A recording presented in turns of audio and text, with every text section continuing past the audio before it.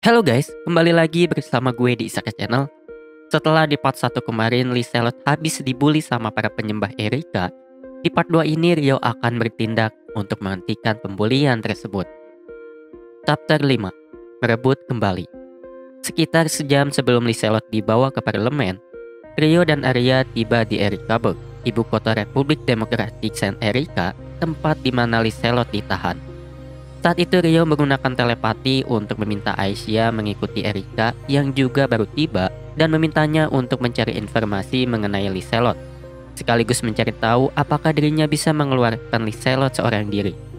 Di sisi lain Rio dan Arya mencari informasi mengenai Erika dengan melihat ke sekeliling kota yang terlihat seperti reruntuhan. Namun sayangnya mereka tidak menyadari kehadiran Reis yang seperti biasa akan mengganggu rencana mereka. Aisyah berhasil menemukan Liselot yang dibawa ke parlemen waktu itu. Setelah melaporkannya kepada Rio dengan telepati, Aisyah disuruh untuk berjaga sampai Liselot sendirian. Sejam setengah berlalu ketika Liselot duduk di sofa sendirian di kamarnya. Dirinya tidak bisa lagi menahan rasa frustasi dan kesedihan atas semua yang terjadi dan mulai menangis. Liselot yang semenjak tadi berusaha dengan tegar menahan perasaannya, mulai meminta tolong sambil meneteskan air mata. Namun saat itu Aisyah tiba-tiba muncul di depannya. Awalnya Liselot pikir itu semua hanya hayalannya. Namun saat Aisyah benar-benar berbicara, akhirnya Liselot sadar dan mulai berteriak terkejut. Aisyah dengan lembut berkata bahwa dirinya datang untuk menolongnya. Aisyah juga meminta maaf karena tidak bisa membantunya saat di parlemen. Ketika Aisyah berkata bahwa Rio dan Arya juga datang, Liselot sangat senang mengetahui bahwa dirinya akan diselamatkan. Setelah melapor kepada Rio menggunakan telepati, Aisyah kembali ke bentuk roh miliknya dan menumbangkan penjaga yang ada di luar. Setelah itu Aisyah menggunakan teknik untuk membuat Liselot juga menghilang. Namun karena suara mereka masih bisa terdeteksi, Aisyah pun meminta Liselot untuk berhati-hati.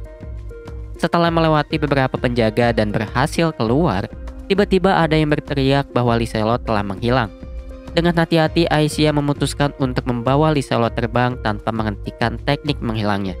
Namun ada beberapa bola cahaya yang ditembakkan ke arahnya dan membuatnya tidak bisa mengatasinya. Aisyah memanggil Rio menggunakan telepatinya dan mereka memutuskan untuk menggunakan rencana cadangan. Dengan banyaknya bola cahaya yang mengarah kepadanya, Aisyah dipaksa untuk terbang dengan rendah.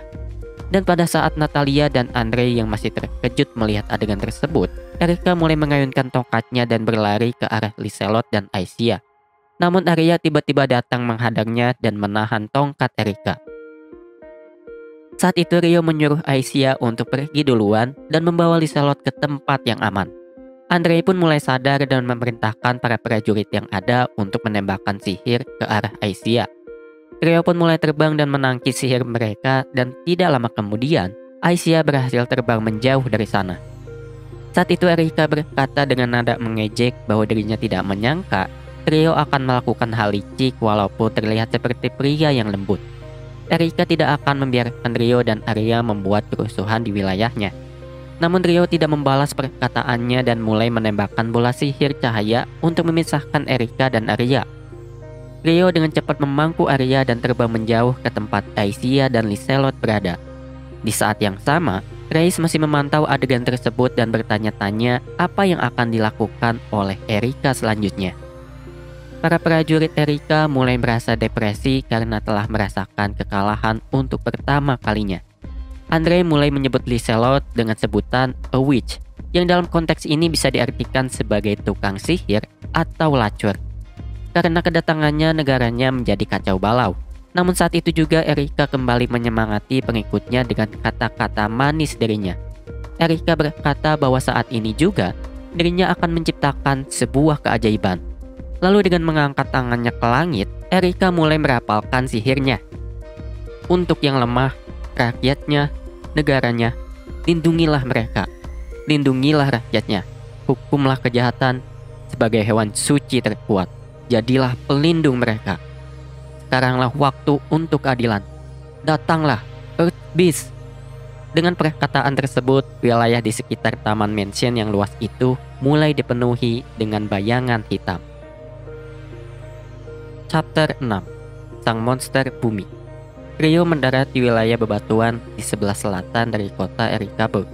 Belum sempat untuk bereuni, tiba-tiba mereka merasakan aura sihir yang begitu besar. Ketika melihat ke belakang, Rio melihat cahaya yang menghilang dan muncullah seekor monster yang berukuran ratusan meter. Bila dibandingkan dengan naga yang dikalahkannya dulu, maka naga tersebut jauh lebih kecil dibanding monster ini. Dengan bersiaga, Rio menyuruh Liselot dan Arya untuk segera pergi duluan sambil menyiapkan pedang di tangannya. Sekali lagi, Reis yang sedang memantau berpikir kemungkinan besar bahwa Erika telah membangunkan kekuatan pahlawan miliknya. Dan dirinya penasaran hal seperti apa yang akan dilakukan Rio untuk bisa melawannya. Walaupun monster itu berada sejauh 1 kilometer, namun Rio bisa merasakan bahaya yang dikeluarkannya. Monster itu mengeluarkan bola sihir cahaya dari mulutnya dan menembakkan ke arah Rio. Aisyah membuat penghalang dan membuat sihir monster itu tidak mengenai mereka. Namun dampak dari sihirnya membuat hancur tanah yang ada di belakangnya. Monster itu pun mulai mengumpulkan sihir yang lebih besar dari sebelumnya. Oleh karena itu, Aisyah dan Rio bekerja sama untuk melawan sihir monster tersebut. Dan dengan menggabungkan sihir mereka berdua, Rio berhasil mengenai monster itu dan langsung menyuruh Aisyah untuk membawa Liselot dan Arya pergi menjauh. Melihat monster yang tumbang tersebut, para pengikut Erika mulai menjadi panik. Namun Erika menenangkan mereka dan memutuskan untuk menuju ke medan perang bersama dengan Natalia dan pasukannya. Setelah Aisyah pergi, Rio berdiri sendirian dan dirinya masih merasakan aura sihir dari monster itu, yang artinya monster tersebut belum berhasil dikalahkan. Rio berpikir dirinya tidak bisa membiarkan monster yang berbentuk seperti banteng dengan 3 ekor seperti ular itu ada di dunia ini. Serta dirinya tidak bisa membiarkan Erika menggunakannya untuk melawan kerajaan Galar. Oleh karena itu, Rio memutuskan untuk mendekat dan mengecek keadaan serta menghabisi monster tersebut. Ketika Rio berada di jarak serangannya, monster itu pun bangkit dan mulai menyerang Rio dengan ekornya. Setelah Rio menebasnya, diketahui bahwa monster itu memiliki kekuatan regenerasi.